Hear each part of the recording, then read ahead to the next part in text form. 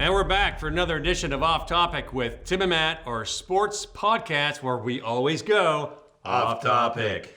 Okay, so we got a few things we want to talk about today. The NCAA women's final, some Chase Claypool, Michael Penix, Shawn Lemon retires, CFL, Ohtani update, Jay Suck. So anyway, but first thing I want to tell you, this is a great story. So, about a year or so ago, my wife comes home with that, what's that fancy popcorn? Chicka Pop or something like that? Yeah. Boom Chicka Pop. Boom Chicka Pop. Yeah. Great stuff. She's got like 2 bags of it. I'm like, what are you doing with those? We don't have any money. Why? She goes, oh no, I won it. I said, how'd you want it? Oh, I won it at Cornhole at work today. I'm like, excuse me? You want to do where? Cornhole is what I've always called a beanbag toss. Yeah. But apparently it's actually called Cornhole. Yep. That's the actual name. I'm like, okay, Cornhole. I'm not getting used to that anytime soon. So jump ahead a few weeks ago on my Facebook page, this Cornhole competition comes up, and I sent it to my wife because she had won she made some crazy shot to win it. Yeah. And in this clip, there's 2 guys competing, and all I saw was the shot for the first time I watched it. And both guys had 2 of their 2 bean bags nesting right by the hole. Yep. And there's a white bag and a green bag. And then they get their last shot. So one guy throws his last shot, and he misses completely. The next guy throws, and he nails it so perfectly that he not only gets all no rim, all net, but he takes his 2 bags that were nesting and brings them in with him at the same time. Yeah. So that's 9 points in one shot, and everyone's going crazy. So the first time I watch it, that's all I see. And the next time I watch it, I start noticing, these guys are wearing jerseys with sponsors all over them. And if I'm not mistaken, that's like a couple of hundred people sitting there watching it. The standing room only. They got play-by-play. What is going on?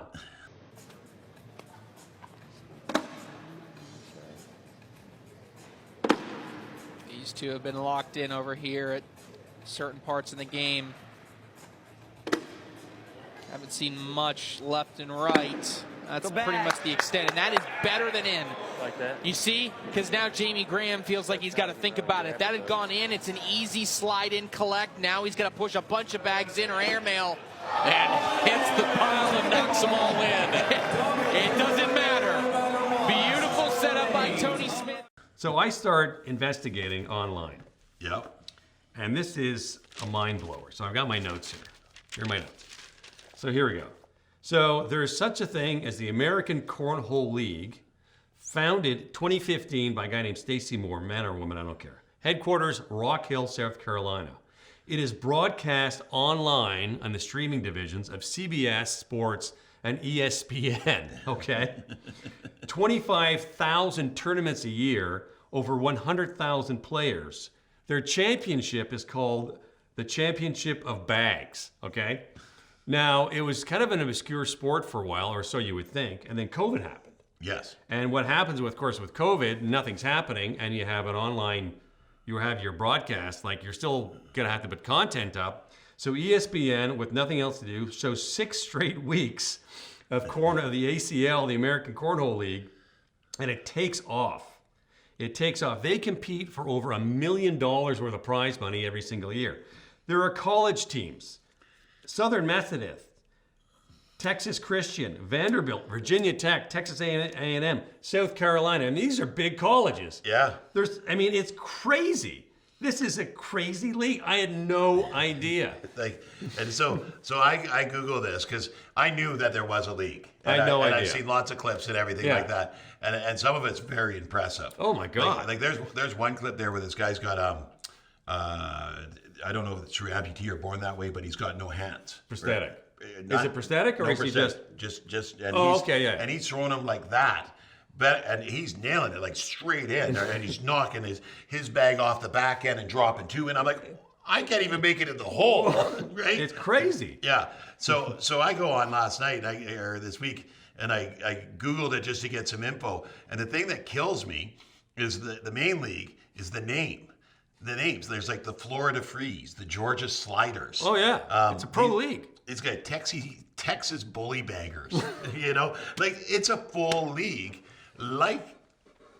Skates. Yeah, bowling. 9-ball championship. It's and it tours everywhere. There are awesome. teams everywhere. And we're talking about next year, we're hoping to go to flag football down at Townsend Park. Yeah. My son's big into Muay Thai. We're trying to get into Muay Thai. If this thing comes anywhere close to Bellingham or Seattle, we're crossing the border and we're going live. Road trip. What blew me away about this thing is that the production value. Yeah. Like, it's ESPN streaming service. Like, there's hundreds of people that tune in and watch this. Millions of dollars of prize money. They got a whole court set up. It's crazy. Now, here's the cool thing, is there's a Canadian Cornhole League. But So, where are they? So, you got BC Cornhole, Alberta Cornhole, Northwest Territories, we're going to the north. None of it. Nunavut. We're going to Nunavut. So it's Cornhole, that's Quebec. Yeah. Saskatchewan. Yukon. Ontario, Yukon, Prince Edward Island. Like, there's a Canadian Cornhole League. Well, where's the BC one? Where can you get on BC? And that's, I was looking at that last night. I didn't see the BC one. I thought we need to start one in BC. Like, I was going to. Oh, my God. But then I just saw BC Cornhole. Remember Cornhole Canada? Fraser Valley Cornhole. No way. Okay. No way. Yeah. We got to do this. This is a thing. This is crazy. Yeah. Do we recognize anybody? No. Anybody from work? So we're looking at his laptop here. We should actually have this up on the screen, but we're not that sophisticated. Find us on Scoreholio. Oh my goodness. I'm loving this so much. Cornholio. That's Friday awesome. night Cornhole, Fraser Valley Regional, Wednesday night Cornhole. We've got Tim. We're in. I've got 0A, but I'm playing. Yeah, we're in. I don't care about playing. I want to get someone in and do like a live interview at the Cornhole Champion. We're setting this up. Yeah, this we is got to talk to awesome. some of these people. This is awesome. Yeah, Brian Dahl. You'll be hearing from me. No, I knew, like, you sent me a clip about a guy bowling. Was it, what did it say? The big ball. Was it 10 pin or 9 pin? Yeah, 10 pin. 10 pin. 10 pin. And he's like strike after strike after strike. Yeah. And I knew that bowling was a big thing, and you can actually go down to the States for scholarships and play some of the state colleges down in for bowling. So I knew that. But this is like, I never knew this existed. And 2015, that was 9 years ago.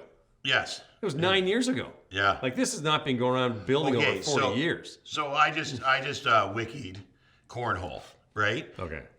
The game was first described in Heidegger de Wint's 1883 patent for parlor quoits, which displays most of the features of modern cornhole but uses a square hole. Right? Okay. And quoits is a game similar to horseshoe played by throwing steel rings at a metal spike. Yeah.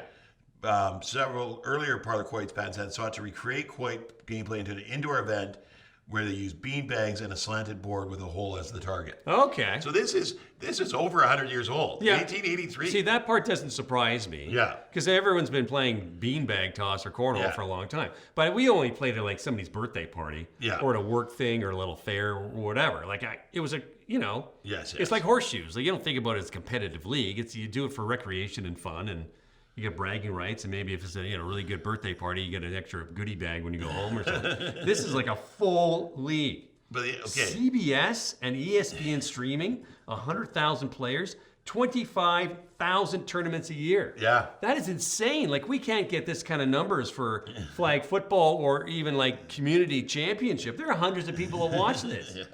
crazy. My God. Yeah, it's crazy. But so the American Cornhole Organization was established in 2005.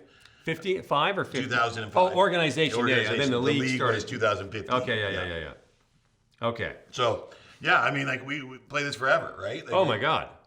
I've been playing this since I was a little kid. But to see, and this is the thing that I like about things that we look for and talk about on off topic, is that the mainstream stuff's the mainstream stuff. That's always going to be there. Tons. I want to talk about the off-topic stuff that people do. Right. And cornhole, obviously, it's a lot more on-topic than I thought. But Holy moly. And the bowling, like that bowling video I sent you, where it was certain number of strikes in a time period. Yeah. But the guy nailed, and he had to get 14. The spin on that ball, like just curving on the... It was crazy. He hit 16 or 17, didn't miss a single one, and just kept going and going. And the enthusiasm of the crowd. Oh, yeah. Well, bowling's a big, like the Hiram Walker Classic's been around for a long time in Canada, right? And you get decent prize money, and guys bowl competitively, and this is nothing new, right? Yeah. But I mean, but cornhole, like... Yeah. It's crazy. Nuts. Okay. Where do you want to go from here? Let's go talk about the NCAA women's final. Okay, so that was the game and a half. That was fantastic. So South Carolina taking on Iowa, right? And Caitlin Clark going for a championship. And somebody forgot to tell South Carolina and Raven Johnson and company, because they absolutely dominated. They were down by like 18 points in the first quarter or something, came storming back. Raven Johnson was the MVP for me in that league. She stole so many balls off of Caitlin Clark and company and like took them down for baskets almost every single time. Yeah. It was such a complete game. And I think Iowa's problem is they relied on Caitlin Clark too much. She was the star, and they didn't have enough of a complete team. But it was such an amazing game, and the numbers came in. I think there was 18 million people watched the women's. The viewing was nuts. And about 14 or 15 watched the men's. They surpassed the men's. Now, the men's problem is, right now, they don't have a lot of marketable stars. No. They just don't have a big name in Jordan, LeBron. Whoever. Well, LeBron never played college, but whatever. You know what I mean. They don't have the big top, who's the guy? I can't remember. He plays for the Pelicans. I can't remember what his name is. He keeps getting injured. But he played for Duke. Duke didn't have a big name guy, like Cherokee Parks or Christian Leitner or whatever. So there was no big name in the men's side. So and of course the women's the marketability is just off the charts. And the South Carolina coach after the game threw tons of praise at Caitlin Clark and said, "Look, you have elevated our game beyond anything we've ever thought we could accomplish." And threw just so much at her, and just an amazing competitor. Her numbers, like almost 500 points on a career, which is like unprecedented on the women's side, and she's going off to the WNBA. Yeah. And I really hope this momentum carries and they just elevate the women's game that much more. It's so good. Well, you see this kind of talent coming through. Yeah. It just encourages others. Yeah. To keep going, knowing that there is a light at the end of the tunnel. Totally. And the WNBA is growing, and I'm really hoping to see them get the recognition that they're due. Yeah. So. Yeah, and it was it was a nothing league a few years ago, and now people are going to be storming in there, and it's kind of fun to watch because they would show the men's during the March Madness, during the round of 16 and all that have the women's on one channel, the men's on the other. Yeah, and you could switch back and forth. Yeah. And it's just a very different game. 100%. Because women just traditionally don't have the same upper body strength that the men do, right? Mm-hmm. So it's a very, very different, nuanced game. Like if you really watch it, it's a little bit more interesting. Yeah. Because guys are going in for the dunks, they're going in for the power plays, all that kind of stuff. And years ago, women's tennis, a lot of big stars like the Venus sisters and all that kind of stuff came up. The Williams sisters, what am I saying? Came up, and women's tennis started picking up a bigger profile. Yeah. And John McEnroe, about 25 years ago, stood up and said, "Look, man, the men better enjoy the higher prize money while it lasts, because it's not going to last forever." Yeah. And it's like women's tennis. And tennis is a bit of an apples and oranges thing, because what hurt it was the technology in the rackets. Yes. So that the rackets became carbon fiber. So it was just a chronic power game for the men's. And it got a little boring. Whereas the women, because they don't have the upper body strength, there's a bit more strategy involved, back and forth. So it was a bit more fun to watch, right? But that's you look at that in volleyball too, actually, which Nebraska with women's volleyball as opposed to men's volleyball. Men's volleyball is setting up for that power spike. Women's volleyball is more aim, targeting, strategic. Hours of back and forth. Like you just think, no way they're going to, oh my God, they get the ball up. I know. Some of it's just crazy. 90,000 people at the University of Nebraska watched the women's basketball final. They had to do it in their football stadium. Really? Yeah. Nice. It was packed. Nice. Packed. It was outdoors and the whole place was packed. 90,000 people. Yeah. So much fun. Okay. Where are we going next there, Mr. Man? You want to talk football? Let's talk football. Okay. So, little happy news, and it may just be a rumor, whatever, whatnot. Chase Claypool, local boy, Fingers crossed. Visited the Seahawks, so nice, close to home. A team that a lot of people here in the Pacific Northwest love, and they need a receiver. They do. So they need a receiver, a quarterback and a receiver. but they need a quarterback. So. They talk about Michael Penix Jr. because he's a hero at Washington, right? And him being drafted there.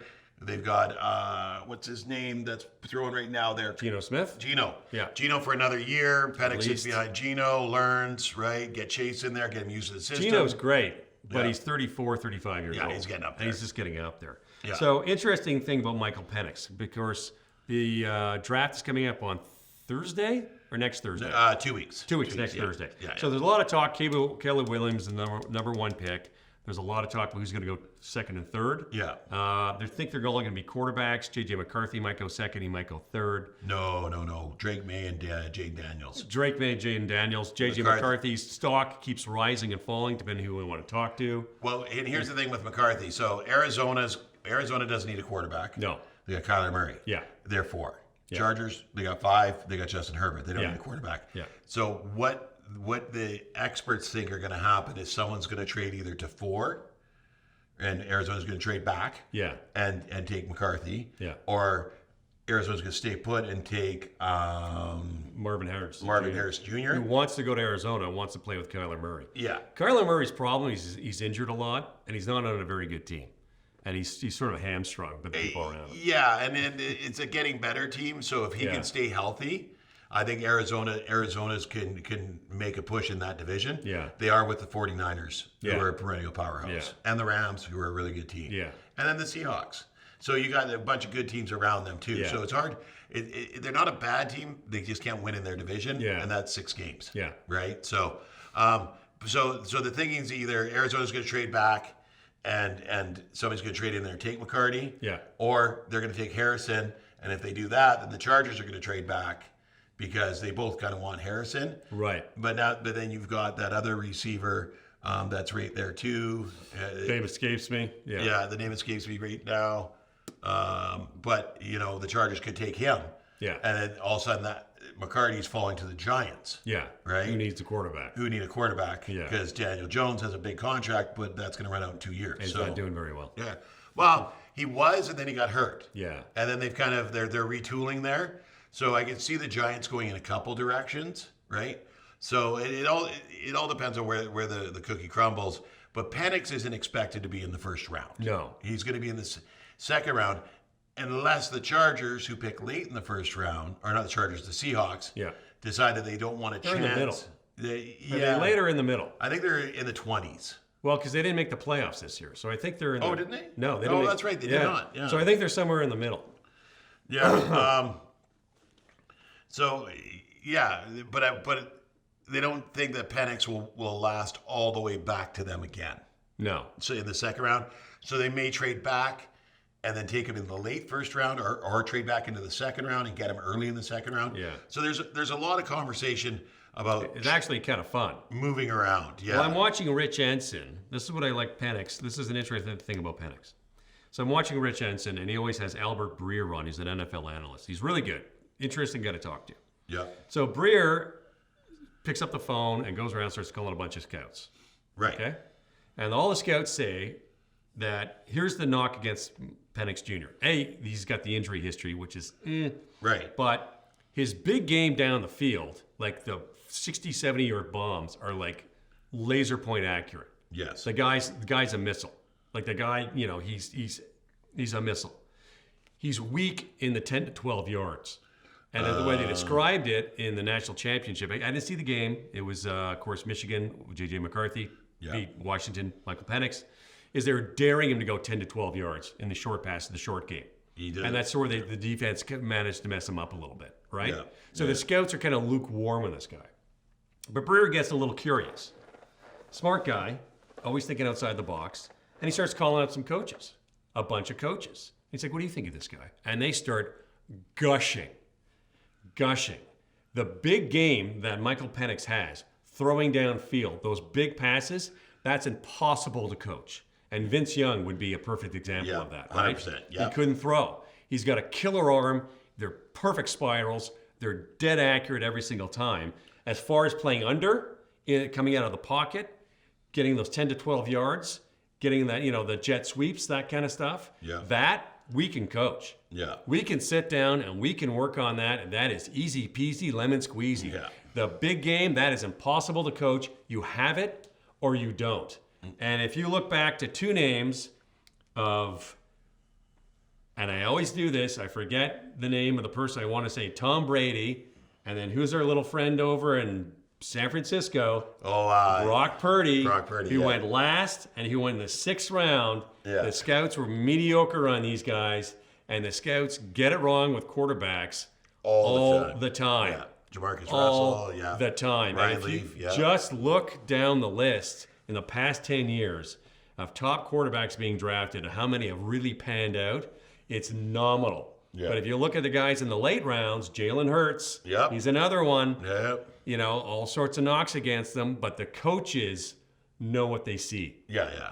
But then you get ones where they get it right, like the Chiefs traded up to get Mahomes in the top 10. Right. Right? You know, like the Kyler Murray was jumped all over because he was going to be the guy, and he was the guy. Yeah. Right? But Justin Herbert, another one that he's, you know, you have to have the team around him kind of sucks, but his numbers, and his rookie numbers, he destroyed records, right? So, I mean, sometimes it is what it is. An apple's an apple, right? Sometimes, tomatoes are fruit. Yeah. So, but just looking at it here in the draft, the Seahawks, they picked 16th. My bad. They picked 16th. Yeah.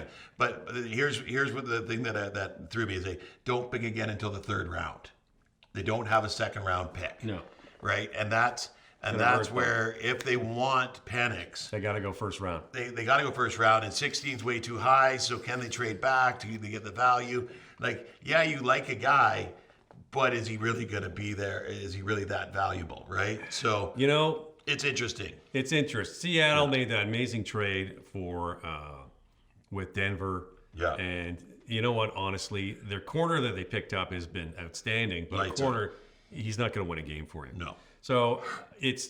But here's the thing that we started with was Chase went off topic. We started with Chase Claypool visiting Seattle, which I think for him is fabulous. Pacific Northwest, he's close to home. Right. A lot of stability there for him, and a team that really needs someone of his skill set. Right. Right. Buffalo was the other team we talked about. He'd be a perfect fit. And the dark horse that I want him to go to, and I do. Yeah. Because knowing his skill set and knowing his talent ability, I want him on my Chargers. Yeah. You know, and he's cheap. He's going to come cheap. Wow. He's got a really good upside, and he's not going to be that expensive. If his agents are smart, it'll be a show me deal. Yeah. 1 or 2 years at a lower rate. But you got to throw him the ball. But then he's got to go out there and get the ball. Yeah. Right. So it's probably gonna be a show me deal. I understand. Yeah. But the thing is I want him on that team because I know how he can improve the team. Yeah. You know, like you said, he was out working out with Justin Fields. Yeah. If he is such a problem in Chicago, why is the quarterback that was there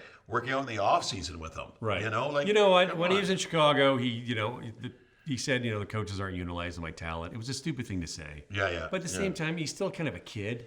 And you get a bit frustrated and you kind of beak off. And he's a receiver and they got him blocking. And that's frustrating for a person, right? Okay, and we go back. I know we've talked about this before in other scenarios, not on their show, but just me and you in person. Is that if you don't have confidence in yourself, how do you expect anybody else to have confidence in you? Yeah. And I read this book as by Og Mandino, and it's called The Greatest Miracle in the World. Okay. Right. It's one of those not self-help, but like. Self-realization, sure. Success story type things. Yeah. And it was given to me, and I thought, greatest miracle in the world. Oh, what's this? And I started reading it. I'm gonna write it down. And I read books. Yeah, and I think you'll like it because one of the things he talks about is that if you can't look yourself in the mirror and say, "I am the best thing in my life," how can you expect anybody else to believe it? Right? And it talks about getting up in the morning and looking in that mirror and being like, "I am the best miracle in my world," right? And I don't read a lot of self-help books. I don't read a lot of self-help. Usually they're my balls. You can't take them anywhere. That's the Junior Seau autograph ball. Oh my goodness! And it landed autographed down. So this is really bad luck. Yeah. So okay, I'm gonna let. Okay, I think we might want to get rid of this very. Like, why doesn't it have a little cradle there, for God's sakes? To display. You got to display it. But yeah, so if you're a young guy or girl going to be an athlete, you got to tell yourself that you're the best. Yeah. Right? And you are the best. You got to have that mindset. So when you're out there and you're feeling underutilized, you've got to express that. Yeah. Maybe it wasn't the right place for him to express it. No. Right? At the right time. But frustration does set in too when you see your team losing and you know you could help. right? So you got to work with inside those boundaries. He went to Chicago. He said that on the screen, and everybody's like, "Oh, he's done for." And then he goes to Miami, who used him as depth and special teams because Miami got hurt last year playoffs because their receivers got hurt going into the playoffs. Nobody got hurt this year. He didn't get used. Yeah. He's a free agent. He wants to go somewhere where they're going to appreciate his talent, utilize his talent, and give him the opportunity to shine. Because nobody wants to take a job and sit on the bench. Absolutely not. I'm in IT. If I take a job and they tell me, okay, just go sit over there and wait till something breaks, I'm finding a new job. You can come to work for me because everything breaks all the time. Right? That's user error, Tim. I want to be studying new technology. I want to be looking at ways of making the business better. You have a talent. You're good at something. I worked in news for 7.5 years, and they wanted me to be an anchor when I was a reporter. Yeah. And it just sucks. It just sucks. So anyway, Chase Claypool, we got our fingers crossed that he either lands in a situation like Seattle when they take a Michael Penix, or he does go to the Chargers with a good receiver, quarterback and Herbert. I think Buffalo is a perfect spot for him. Me too. Because Josh Allen he loves to throw, and he just needs that good receiver. That can get downfield. And the two of them, if they just click, it could be really, really special. Okay. Yeah. So sticking with football, we're going to go to the CFL now. Yes. Now, I'm not a huge CFL fan. I'll watch the occasional game. My knock against the CFL is that it's during the summer. Yeah. And I'm watching baseball. And, Yeah. and I just don't find the coverage as good. Once the playoffs start, though, I'm all over the CFL because that Grey Cup is always a barn burner, man. Oh, huge. One of my Alouettes won, and one of my players on the Alouettes was Shawn Lemon. Yes. 6'1", 242-pound edge rusher who just retired. Yes. Now, unless you're a diehard CFL fan, you're not going to know who this guy is. And that's fair enough, right? Because I didn't really know. But I'm like, oh, okay, that's kind of interesting. I'm going to read his TSN or whatever. Here's what stood out to me. This guy played D2 down in the States. He was a good D2 player. Couldn't get arrested in the NFL. Came up to the CFL. He made it as a walk-on the practice team for the Winnipeg Blue Bombers. Yep. I'm guaranteeing you this guy had to Google Winnipeg to find out where the hell it was because he had no idea didn't even know what the CFL even existed. And he sucked it up. He's a good D2 player, 242 pounds, beast of a guy. And he went, I want to still play football. Here's the sacrifice I'm going to make in order to get there. And he made it on the practice squad for the Bombers. Didn't dress for any regular season games for a first year or two. And now, 13 years later, 3 Grey Cup champions, all-star appearances. He's hanging it up with his head held high. And thank you, Shawn Lemon, for your commitment and your hard work, because you're a hero to me. And here's the thing. 148 regular season CFL games with Saskatchewan Roughriders, Edmonton Elks, Ottawa Redblacks, Calgary Stampeders, Toronto Argonauts, BC Lions, and Montreal Alouettes. Yeah. Everybody but Hamilton. Everybody but Hamilton had him on the team, right? Recorded 237 defensive tackles, 101 sacks, 34 fumbles, and 3 interceptions as a defensive end. That's nice. Those are good numbers. He wasn't somebody that just got sent away to other teams. He was somebody that other teams came after and took. Yeah, Shawn Lemon. Love it. Great career. Kudos. Yeah. And you deserve to go out a champion. And he was very impressive in that Grey Cup game for the Alouettes. Who got the winning touchdown? My man Phil Pott. There we go. My man Phil Pott. That was such a good play. It was just beautiful. And I like the fact the Alouettes beat the Argonauts because the only Toronto team I tolerate is the Jays. We're going to get to how bad they're sucking in a minute. Here's the thing that I like is that I don't know if it's true because it's just noise you read online, right? Is that Phil Pott went to the quarterback and said, I can beat this guy, hit me in the end zone. Oh, right? Love it. Calling your shot like that, if it's true, it's just so much better. And I coach these guys when they're younger. They ref for me at flag football tournaments. They're just such nice young men. Really? But they have confidence. And don't mistake confidence for cocky. No. Well, they were a little cocky too, but That's they had okay. confidence. Yeah. And they were good. And they're good teammates. And they're easy to coach. And they're nice kids. And you see them out here now at camps with Corey, their dad, Corey Philpott, Yeah. and they're coaching up kids, and they're working with local community stuff.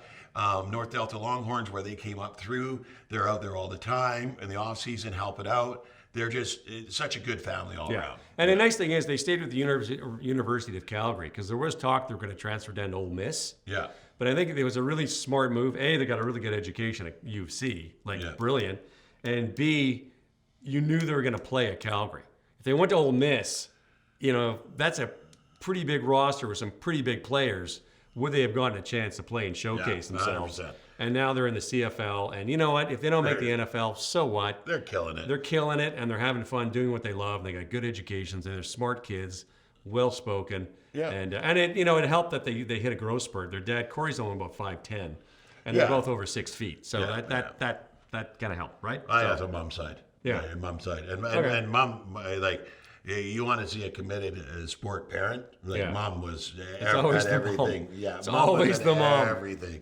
Yeah, and super nice lady. Just love the whole family. Yeah, they're really good. Very good. Last week, we talked about, I want to throw this little tidbit in there, since we're still on football. Cities supporting stadium rebuilds for Major League Sports teams. We talked about Oakland, we talked about San Diego, and there's chatter in KC that they want to rebuild. Right. Saw a stat the other day, the Hunt family that owns the Kansas City Chiefs, and even the players say they're the cheapest family ever met. They are worth somewhere in the neighborhood of $24 billion. And they can't build a stadium, and we're going to move. You go move. Hey, go to LA. Why don't you go to Oakland? They need a team. That's really working out there. But Brutal. Brutal. Here's the thing is, rich people get rich and stay rich by not spending their own money. I know. And I think that's part of the problem. I mean, Well, it goes back to the old Baltimore Colts. Yep. The owner said, "You build it, or I'm leaving," and he turned around and he left. Yep. And that started the whole damn thing. And it's just so unfair to taxpayers. Yeah. We can't 100%. get extra police force to go to their terrible, broken down neighborhoods, and they can't get city support to build supportive housing anywhere. There's no money. And somebody worth $24 billion stands up and says, "Build me a stadium or I'm leaving." And it's extortion is what it is. Yeah. Extortion. Okay, now we're going to go to baseball.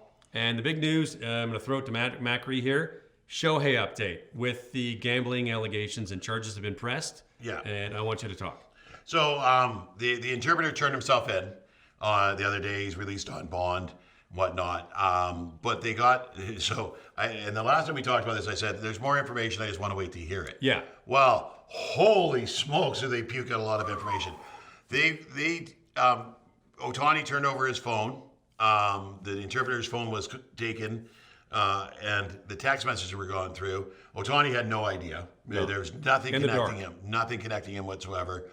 But the interpreter, the conversations that they were having, give me another bump. Okay, but you got to start paying $500,000 on Mondays, every Monday. There then was the money being sent, and they matched it up, and they were like, "Well, how is he getting it from the bank?" They went through the bank recordings. The interpreter is actually phoning the bank and pretending to be Ohtani, right? And sending the money. Gambling addiction's not funny. So- it's bad news. It ruins lives. Initially, they thought it was 4.9 million. Not even close. Not even close. They've already accounted for $16.5 million. He apparently won $130 million and lost $150 million. No, 184. 184. 149 he won, he lost 184. So where's all the money coming from? It's There's extraordinary. $35 million unaccounted for. And then one of the last texts he had sent to the gambler or the bookie was like, "Hey, have you seen the news? I'm in trouble." Yeah, he goes, "Yeah, you didn't steal it. Obviously, it's just a cover up." Because this guy was telling him that Ohtani was sending him the money. And he goes, "Well, technically, I did steal it, and I'm in a lot of trouble." So I don't think you're getting the rest of your $35 million, whatever's left over that he owes you. But yeah, he lost $184 million. Now, and the 149. people, there's the IRS Enforcement Bureau. Yeah. Is the sort of the cops in this. Yeah. And now it's gone to federal prosecutors in. Oh, yeah. And this is, just so you know, to become a federal prosecutor in the United States of America is a very difficult thing to do.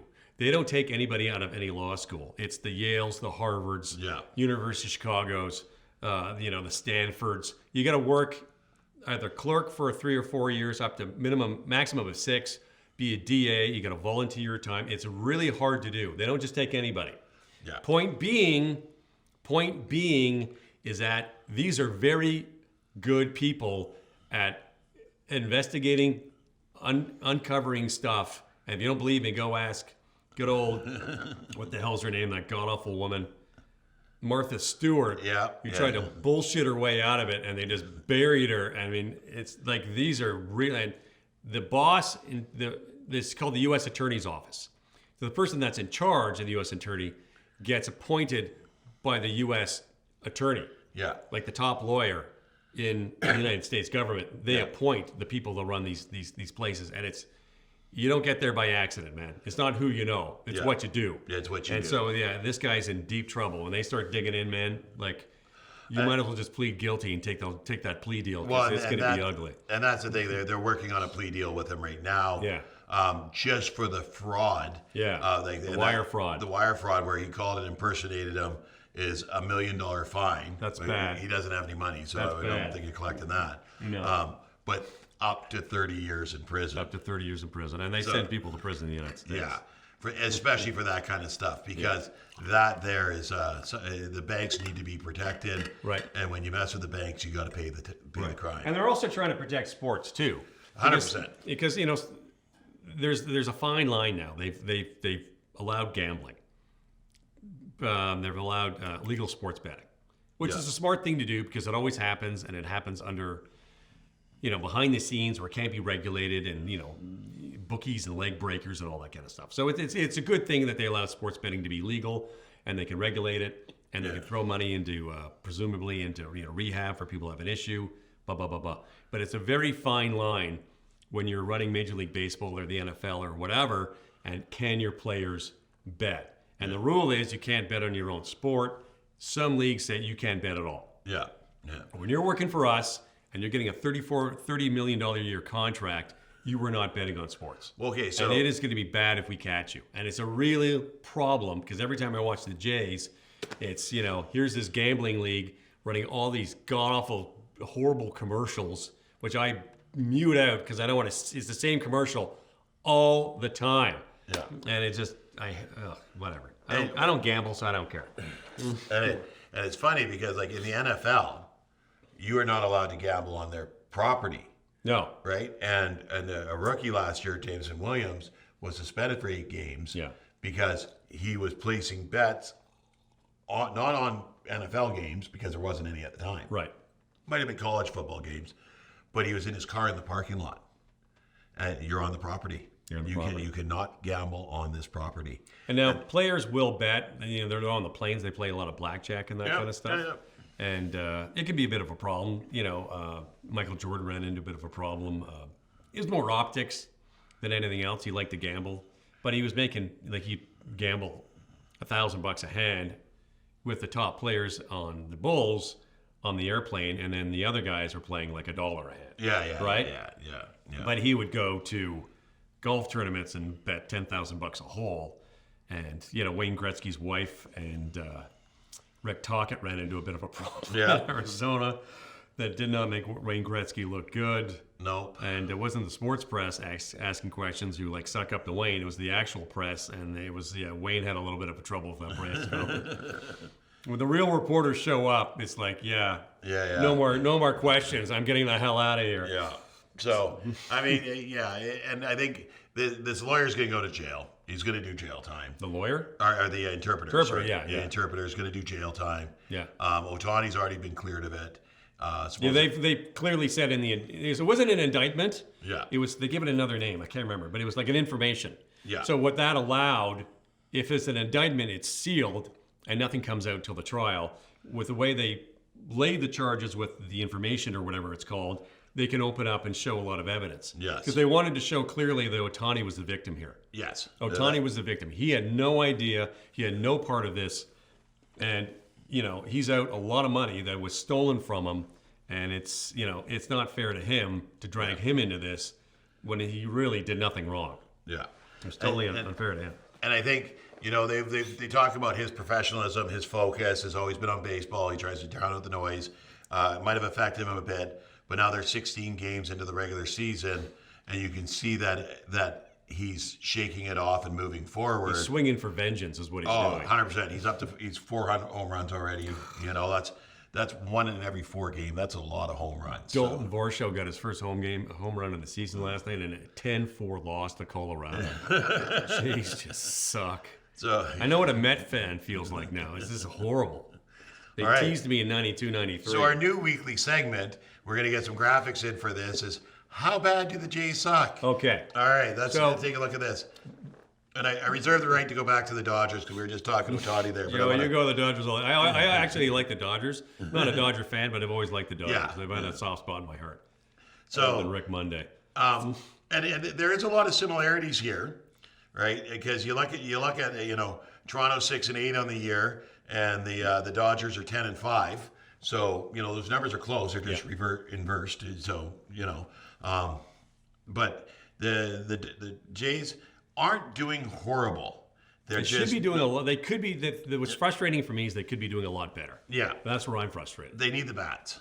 They need a bat for like 4 years. Yeah, and it's crazy. Now they're having trouble. They're starting pitching. Yeah, Gosman's just having a horrible start. But see, and you'll have up and down in pitching, and this is where we're going to reserve the right to go back to the Dodgers. We're going to talk Yamamoto in a second here, okay? Because you wanted to jump on him when he had that one bad outing. And so we're going to see how things are going because they put so much money in it. There's like $1 billion. So and I think this is a problem that the Jays have is that they need to strengthen the top of their batting order. Yes. And they have the guys. They're just not hitting. Yeah. Right. So some's got to give there, and then their pitching's got to be consistent. Yeah. They seem to be losing in the middle of games after the starters are done. So unless it's Gosman. Yes. Bassett had a bad start, but Chris Bassett's come back. He's actually played pretty consistent. Yeah. So I'm and trying to Ariel be Rodriguez, nice. Who was the $5 million Cuban player who was playing in Japan, he had shoulder problems, and that's why he was in AAA, and he's coming up. Yeah. So Bowden Francis, who was the 5th starter, who really is a middle reliever, wanted to be a starter. Didn't work out. God love him. They gave him an opportunity. Didn't work out. He'll go bounce back. And then the next problem is the young guy with the shoulder problems. Who's that? Oh, God. Who's their young pitcher? Alek Manoah. Okay, yeah. I always do this. I blank out. Alek Manoah has had has a nasty shoulder problem. They're trying to work that out. So when he comes back, the Japanese pitcher, whose name just flipped out of my mind, probably will go to the bullpen. But I don't know, man. I can't remember his name. The Japanese pitcher? Yeah, Jays pitchers. Yusef Kikuchi. Kikuchi, yeah. God, why do I do this? There's so many of them, dude. He'll probably go down to, none of the Jays, though. He'll go down to the bullpen. But honestly, Yusef Kikuchi has been one of their most consistent pitchers for just good starts in the past 3 seasons. Yeah. Like, he's just good. Like, he's had a couple of bad games, and he's not been, like, Cy Young, but he's been consistently good over the past 3 seasons for the Jays. And it just would bug me if he had to go to the bullpen. Yeah. But I mean, so Bassett's not bad. Gosman's having some issues. Yeah. Barrios has always been a solid third. Mm-hmm. If Kikuchi has to go down to the bullpen, it's only because they got Manoah back, right? And then you go in the bullpen. This is where I think you have your problems because Swanson's, who's your top guy, is on the injured list. Yeah. And your closer, Romano, is on the injured list. You start looking at the guys that you have from 2nd to 5th as your relief pitchers, probably should be in AAA. Yeah. No, Tim Mesa is actually quite good. Tim Mesa has been in with the Jays as a middle reliever for 12 years. They got him down here as a closer, so they don't even have... now he's a closer because Romano's injured. Yeah, okay. Yeah. So Tim Mesa is the longest-serving Jay on the team right now. 12 years, middle reliever. But like Trevor Richards, Cabrera, Pearson, White, like these aren't guys that's going to scare anybody in the middle innings. No. And that's when you want to put some fear in, because that's when the bats start to either warm up. I would put Manoah in the bullpen if he came up. Right away. And I would bring him up slowly. Yeah. With the shoulder problems. And Mitch White Swanson had a back. terrible season last year, and he really worked. And his velocity got up this year, and he really impressed in AAA. Oh, yeah? In Spring League. Spring training. Yeah, so he's actually having a really good bounce-back season. Yeah. But, I mean, Yimi Garcia, he's always, he's a hoss. Guy's huge. Yeah. But, of course, the big news in Toronto is they opened up Rogers Centre after the big $400 million renovation. Right. And I'm going to tell you, right off the bat, it looks really nice. They did an amazing job turning that into an old-school ballpark. It looks so nice. Oh. But Toronto being Toronto, they managed to screw up something, and that is, of course, the home plate lady. Now, no one knows what this woman's name is. They want to keep her out of. She wants her name out of the media. She doesn't want people to bother her. No, but she's about in her 70s, and for the past several seasons, she sat right behind home plate. Yeah. And she sits there quietly, stoically, on her own, watching the games. And they'll like a foul ball comebacker will come whizzing right towards her head in the netting. Doesn't even blink. Just move. She's crocheting. She sits there quietly. She's always smartly dressed. Oh, the picture I saw, she had her crochet needles out. Maybe one. And she's got really cool scarves. Yeah, she wears lovely scarves, but a silk scarf Yeah. and a nice blouse, and her hair's always done up. And they've interviewed her a few times, and she's really charming, just this lovely woman, and she just likes baseball. Not a Jays fan per se. Yeah. And she's retired. She wants to do something with her time. Yeah. And she sits right behind home plate. New reno comes up. Where do they put her seat? Between home and third, so you can't see her in the camera. Everybody loved this woman. I watched, I'm like, oh, there's home plate lady, and it's made you feel good. It was just a feel-good thing. And what do the Jays do? They screw it up. Yeah. Because that's what Toronto does. So, but they added more seats down there. So if you look at the old pictures, it's all very tight and confined. They added more seats, and it's funny because they made it like luxury seats. So you have to actually lean over to talk to the guy beside you. You're not sitting shoulder to shoulder. No. There's lots of space. They're like, oh, look at that. It's very spacious. Yeah, get a little tighter. You're at a baseball game, okay? You know, you're not on your couch at home. Yeah. And I think they want to be able to charge the big bucks for those spots. Of course they do. So But she was paying it. I mean, she was doing it before. 100%. But she kept her seat. Yeah. They just moved her seat over. Yeah. And she wasn't paying. She wasn't doing any more to make herself there. Yeah. I think maybe she didn't like the spotlight of being in that seat and thought, well, just put me over a bit then. Yeah, You know? maybe. That's. But everybody liked home plate lady. She was just awesome. I loved home plate lady. And I'm going to throw you a bone here today. How thoughtful. At home, the Blue Jays are 500. How many games have they played at home? 4. But they're 2-2. So No, they're and not. one of them was a final in 10 innings. So Which one was that? against the third one against Seattle. Oh, yeah. Yeah. Did they win 2 or 3 against Seattle? 2. They won 2 against Seattle, and they lost that one, and they've lost to Colorado. Yeah. So, Yeah. yeah. So, I mean, Mediocre at best. They needed a bat. They need their guys to hit, and they're not. Well, and that's the thing. Like, Do me a favor. Go to San Francisco. Give me Kim Lee or whatever, the Korean guy, the center fielder. Oh, okay. Kim Loo Young or whatever his name is. Okay. Junglu Kim? Junglu. Go San Francisco. This is who San Francisco picked up, and everyone else was trying to waste their time going after Ohtani for $700 million. Okay, roster. Tell me what his numbers are. The Jays need a proper center fielder that can hit.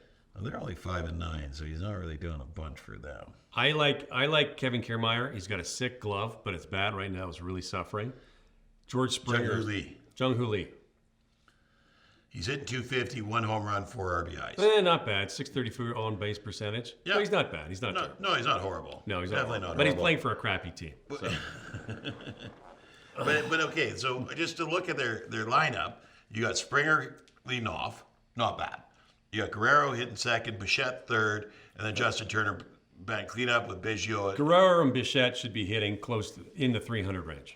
And then, and that's okay. So Turner's hitting 342. He's a 205, bench 200, player. 176. Yeah. Above him. So Turner's not a bench player. No. Turner's a Dodger trained player. Okay. World Series with the Dodgers. Come on, man. Series for the Dodgers. Yeah. Kiermaier, you're right. He's at 97.097. like he's better than that. Yeah. So they're all sucking at the bat. I don't know who it is. It's the hitting coach or what. And Ernie Clement and mustache guy. Of course, I've done it again. I've forgotten who I'm talking about. Davis Schneider. The only consistent bats they've had coming out of spring training, and they're utility players. Yeah. And that's Toronto, and it's driving me nuts. All right. So now we're going off topic. We're going back to my Dodgers because of his contract, he's under a big spotlight. Yamamoto, $300 million guy, right? You see a huge contract. Goes out there for his first game of the season, gets lit up in the first inning, gets pulled In Seoul, Korea. Yeah, it was an exhibition game. No, it was their first. It was their second. It was a glorified exhibition league. Yeah. But he ends up with an ERA of 45. Right? It's almost as much as the salary. Yeah. And to give you an idea, anybody that's a big baseball fan is like, you're usually like one digit before the period and for an ERA, or you're going to the minors. Anything under 3 point whatever is considered really good in baseball. Yeah. So, hang on. For the uninitiated, how do they calculate ERA? Earned run average is based on what you've done and then pulled over 9 innings. Yeah. So if you light up 10 runs in the first inning, they then average that over 9 innings. So you get and that's 90. what jacks it up. Yeah. So it's an average. So it's the numbers can be a little skewed. Yeah. So, he gave up 5 runs. He only played 1 inning, so it's a 45 ERA. Yeah. So he comes back, no decision in the next game. They actually lost the next game he pitched it, but he got a no decision. No runs, 2 hits, 5 strikeouts, no bases on balls. Got his ERA down to 7.5. There you go. So that's obvious, yeah. His last start was last Saturday. He gave up 3 hits, 0 runs, 2 base on balls, 8 strikeouts, got his ERA down to 4.9. Bang. He pitched last night. Let's just do a little refresh on this, see if we got last night's game in here. See, what I want to see, since we're on the topic of Japanese players, what I want to see to help grow the game is have major league teams play against, like the Dodgers taking on the, Komodo Dragons or in Japan, and then have the Japanese team come play against here at a regular season game. That's what I would like to see. And in the Korean League and blah, blah, blah. There is not enough coverage of the World Baseball Classic. No, it's a dud. To see that. It's a dud. But it has the ability to be beautiful. See. But you're right. It's a dud. It's a dud. Nobody wants to see it. The owners, hockey does this, and they can't see the forest through the trees. NHL stars started going to the Olympics. Yeah. And it was a massive success. Mm-hmm. And the only example you got to set is basketball. Basketball was ages above the stream on this. They sent their players to the Olympics, the NBA All-Stars. And it was a joke. They went Barcelona in 02 or 98 or whatever the hell, 96 or 90, I can't remember. And they just steamrolled everybody. Bird, Johnson, Jordan, Magic, everybody. All of a sudden, they didn't start winning. It was a lot harder to win. And the European teams, how do we beat these guys? And the answer was defense. And they started changing the way the NBA played and made it a more defensive league, which made it a bit more interesting, right? Right. Now, the NBA doesn't play in the summer. So they can send their players to the Olympics without interrupting their season. Right. Hockey can't do that. No. Because it's the Winter Olympics. But what hockey doesn't realize is wow, we lose money because we have to shut down because our top players are off playing in the Olympics. You know what? This elevates the game. And you get a global streaming, and I go back to Sochi in that semifinal game or quarterfinal game, Canada-Latvia, that Latvian goaltender stood on his head, stopped 70-some-odd shots. Latvian kids are going to see that, and they're going to want to start playing hockey. Yeah. You want to keep expanding. Where are you going to get the players? You're not going to get them from, in hockey, Canada, the U.S., Russia, Sweden, Finland, because they're already maxed out. They're not producing any more players. It's too expensive. Yeah. Nobody wants to play hockey anymore. So baseball, if they were smart, which they aren't, get the Major League's All-Stars going to the Olympics and get them on that platform, and that will grow your game. Well, okay. The other question I have is, does baseball need to grow the game? I think they do. I think they do. See, and everybody plays baseball. Who's everybody? Did you play baseball as a kid? I played softball. They didn't have hardball. My parents wouldn't sign me up at NDG Bears, so I didn't get to play. Yeah. So they had it. It was Montreal. Yeah, everybody plays. Yeah. I mean, I don't know many kids that don't play Little League growing up. Yeah. You know, and I don't know many adults that wouldn't go play beer league. Yeah. Young adults. I did that, softball. Yeah. Sure. I mean, it's everywhere. You're right. It's right. But, you know, do they have competitive leagues in Western Europe? Yes. Do they have it in the UK that are producing players that are coming to the US? UK not so much. UK not so much. Same as Canada because your climate. Yeah. Right? It's more of a sunshiny type sport. So you look for the warm climate type places because baseball's a slow game. You don't want to be standing in the rain when it's slow. It's also a slick game. Well, they play soccer in England where Yeah. it rains all the time, and there's 90,000 people wearing overcoats, standing on their feet, getting drunk and numb, watching guys. The players are running up and down the field. Not so much. So Yeah. the players on the field are doing it, but you know, there's a lot of guys standing around. Yeah. It's like South Korea. I think it gets build it up to get the South Korean league and just get more players. Right? It just makes it more interesting when you can get more people from Japan, South Korea, Taiwan, Australia. Yeah. And they South had America. South America. That's Well, they true. have in South America. What they don't have is they have corruption and Guatemala is the highest Yeah. murder rate in the world. Yeah. So. Yeah. But Cuba, they had a good deal with the Cuban players with a transfer agreement, and Trump came along and killed it because they're just stupid. So guys have to defect again. So it's Yeah. But So- you can always grow the game. Like soccer is the most widely played sport in the world. Yeah. Billions of people tune in to watch the World Cup, and they don't take their foot off the pedal. They keep making it grow and going to China and stuff to keep it growing, right? Yeah. So you always have to keep growing. You can't stop. Curling is a perfect example. Canada does not win at curling. The South Korean women's team, they are outstanding. And all the Canadian coaches go over there, get full-time contracts to coach, and it's elevated curling. And it's now turned into a global sport. It used to be just the winter countries, and now they're all over South Korea and China. And Russia has some great teams, and it's exciting to watch. Cornhole is going to China and Japan real soon. We're going to take it there. We're making it to the Olympics. We're with taking. Well, cornhole. they're trying to get it in an Olympic sport. It deserves it. It deserves it. Yeah. Yeah. And we'll talk about the Olympics at another. Personally, the Summer Olympics, they need to cull some sports, and they need to add some sports. And I think cornhole's one of them. Cornhole, they got to add, and men's soccer and tennis and golf, they got to get rid of. Okay, so I want to talk about something because we ran into things on our board here, so we got to write this one down later because Wayne gets upset if we don't write down stuff that we talk about. Right. NHRA. Okay, yeah. So the company I work for, I've never into car racing before. Company I work for, the owner is into racing. He actually races. Oh, really? Yeah, he does the quarter mile out at Mission. He travels and does it. He does really well with it, right? Won a big sportsman league in a couple of years ago. It was really impressive. But we sponsor a young guy in the NHRA in the pro stock division named Dallas Glenn. Okay. And so I learned something new about sports I want to share with everybody today. Last weekend, he got down to the final round. So they go qualifiers. Now, is this drag racing or is this like stock car racing? Drag racing. Bang. Yeah.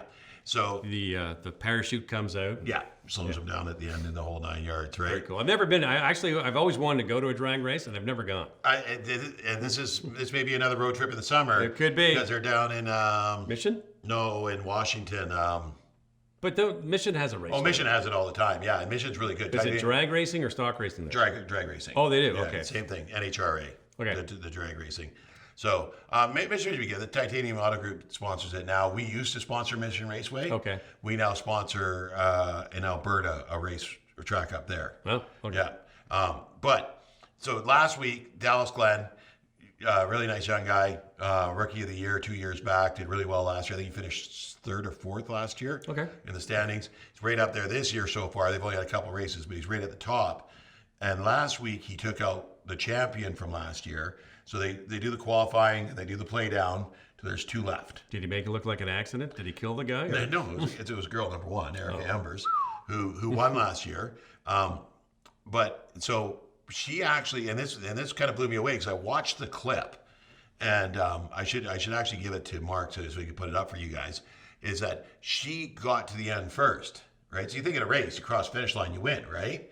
But there's two different parts of it. It's the coming off the line, Okay. right? And then so hitting the green, so you want double zeros.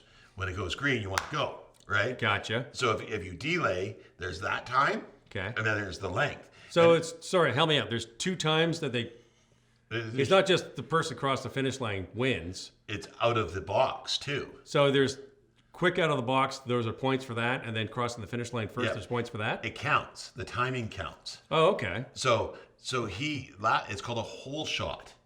And I'm like, well, what the heck's that? Google me this, right? Because it's like Dallas Glenn wins with a hole shot. And I'm like, riddle me this, Batman. What the heck's a hole shot? That doesn't sound family friendly. But so I looked at it, and Have you never watched golf? and so they take the time from when the green light hits to when you get out of the box. Okay. And then the rest of the race. Okay. And so she beat him slightly at the end of the race. He nailed the hole shot like half a second faster than her, right? And she was like milliseconds faster than him at the end, right? So it counts. It counts, and he That's wins. He wins with fascinating. this hole shot. And I'm like, this hole shot, because I'm watching the clip, I'm like, crap, he lost. And it's like, Dallas Glenn wins with a hole shot. I'm not sure what that is, but I'm going to take a look here. So it was really interesting, and I've started to actually really get into it because we hooked. sponsor this guy. He's on my Facebook. I give him the thumbs up on Facebook. Sure. But you start to watch the clips. These cars are fun. And I hate saying this, but the crashes are amazing. I never want anybody to get hurt. But if you could put a car on its roof sliding down cement barricade for me, I love you.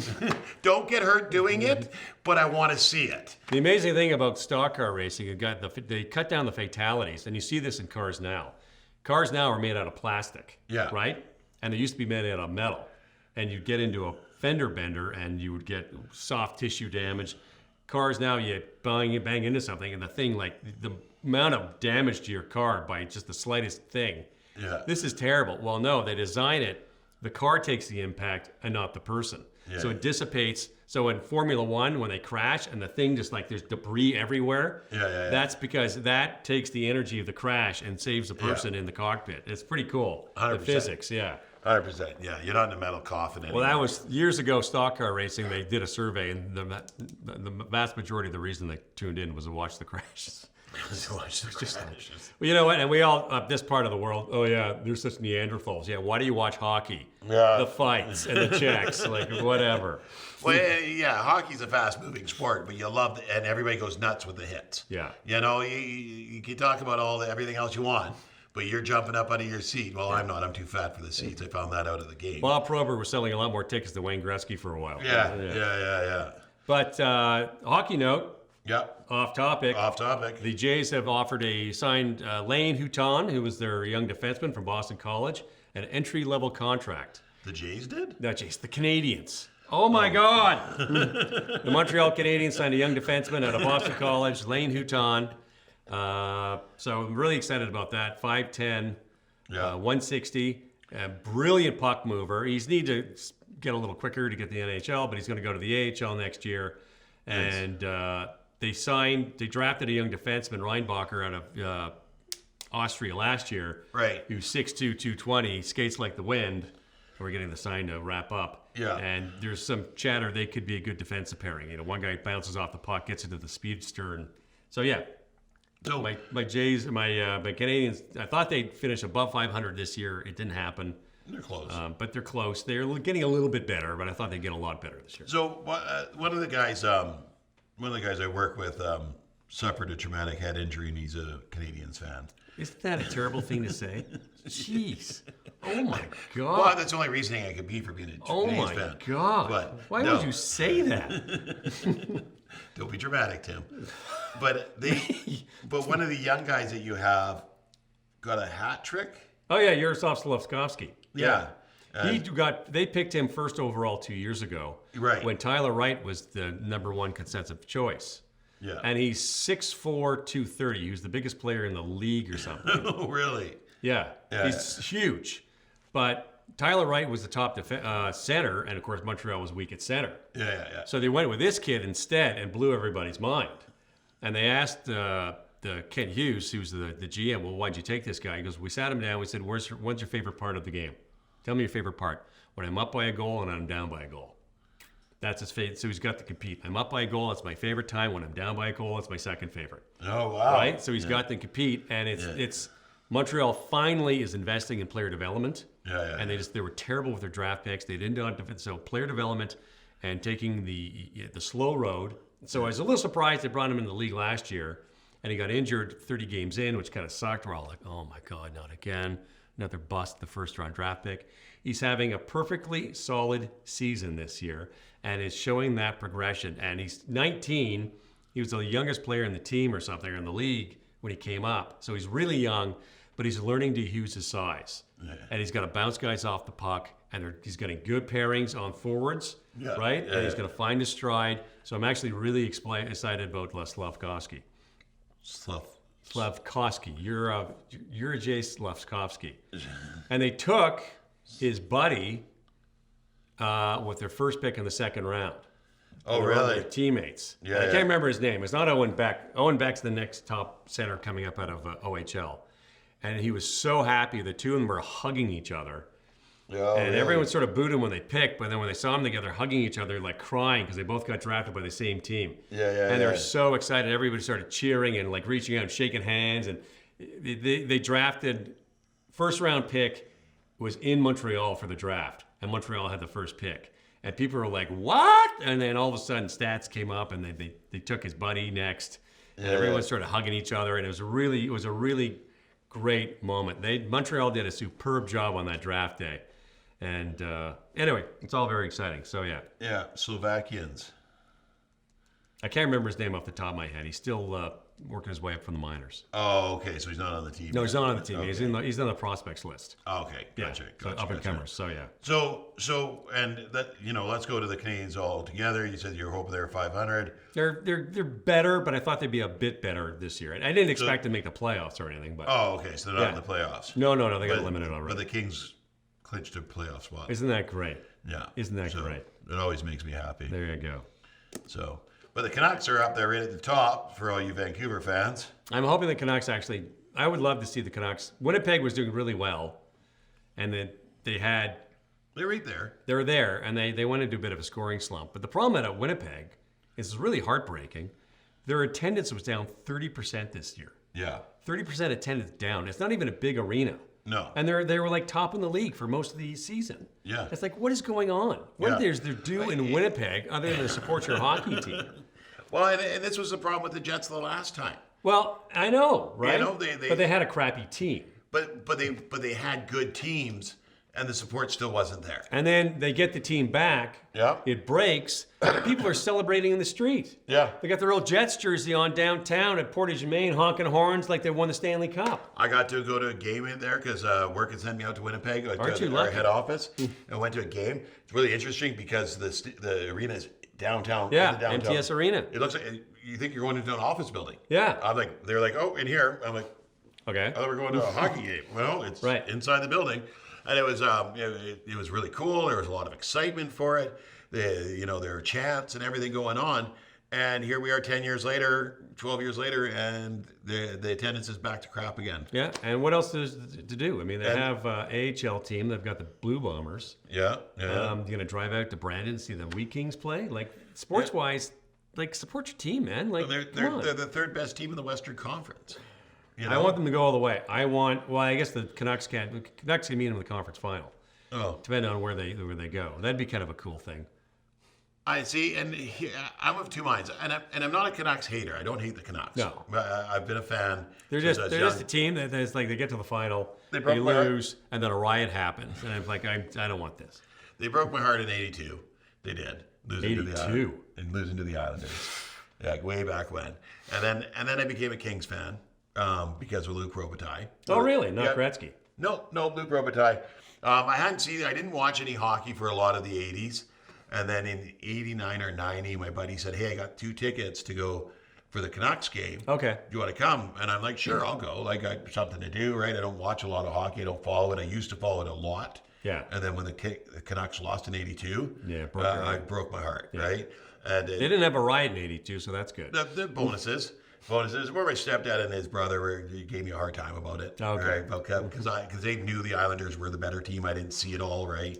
They gave me a hard time about it, and I just said, forget hockey. So I went, and Luke Robitaille, I think it was his second year there. Gretzky was there now. Okay. McSorley and everything, right? And but Robitaille impressed the heck out of me. He was coming down the right side.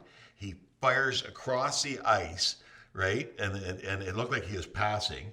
Right? Oh, no. He fired directly down, straight down the ice, cut across. The puck went around, came out to him on the other side, and he scored. Oh. Like right in front of us. I was like, that was crazy. And He got drafted late. Yeah. Because he wasn't a good skater, and there was a couple of knocks against him, and the Kings picked him up for next to nothing. Yep. And he's in the Hall of Fame. And you know what? You see interviews when he got into his Hall of Fame. It was like you just handed him a pack of gum. Highest scoring left winger of all time. Yeah, and as the humility of Luke Robitaille. Yeah. And people, they said, why are you such, like, your humility? Like, you've got no ego. It's like, and my dad always said, everybody's good at something, and I got good at hockey, and, you're just lucky to be here. So remember where you came from. He's a working class kid from Quebec somewhere. Yeah, 100%. And he just caught fire in the NHL and wasn't even that great a junior player. Yeah. And it's just, it's one of those things. And that's we need to wrap up. That's the thing. You love him because he is so humble. Yeah. Right? That's what you want to see. I just want to show you a quick picture here. Why are you showing me a picture when you can't get it on the screen? Oh, you got a picture of you and Luke Robitaille. Yeah, I get it. I do. Okay, you know what? Save that for next time. Okay. We're going to get the technology All right, we'll get it going, on the screen. And we'll get it on the screen. All right, Yeah, so we're going to sounds wrap good. up. Thank you. Off topic. Tim and Matt, where we always go. Off topic. Next week, we're going to try and get down to Townsend Park. Nothing's official yet. We just kicked this around today, so I don't want to tease too much. But Flag Championship starts up, and put your hand down. Oh. And then next week also, starting around noon, I don't have the details yet, unfortunately, but there's an interclub at Traditional Muay Thai on Yale Road West, and you pay about $10 or $20 to get in, and it's exhibition Muay Thai fights. Yeah. And there's not a lot of seats, and there's no winners and losers. But if you're interested in Muay Thai, it's a good thing to come watch. Yeah, check it out. And check it out. So let's support the home teams. But Flag's coming up. They got 100 extra teams, 100 extra players this year. 100 extra players. 100 extra players this year for I don't know if that's the Giants or the VCFL. That's Giants, just the Giants. Just the Giants. The Giants registries went up by 100. All the teams were looking for coaches because they had more registration than to do with. Awesome. Flag's great. All right. Thank you so much for tuning in. See you next week. Off topic.